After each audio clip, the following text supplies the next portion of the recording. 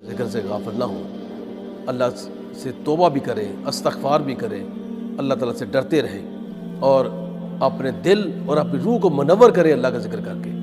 دل روح میں تازگی پیدا ہوتی ہے جب بندہ اللہ تعالیٰ کا ذکر کرتا ہے۔ اور یاد رکھیں کہ روح جو ہے اور دل کی جو غذا ہے اصل میں یہ اللہ تعالیٰ کا ذکر ہی غذا ہے۔ اللہ تعالیٰ کا ذکر جس نے اپنا لیا اس نے اپنے دل کو روح کو غذا دی، اور جتنی غذا آپ روح کو دیں گے اتنی روح آپ کی طاقتور مضبوط ہو جائے گی اور اتنا آپ سے اللہ تعالیٰ کا رشتہ جڑتا جائے گا، اللہ کے آپ قریب ہوتے جائیں گے۔ اور یہ روح جو ہے یہ امر ربی ہے، اور یہ ایکچولی جنت میں اس کا گھر ہے، ٹھکانہ ہے، تو اس کی خوراک بھی جنت والی ہے نا۔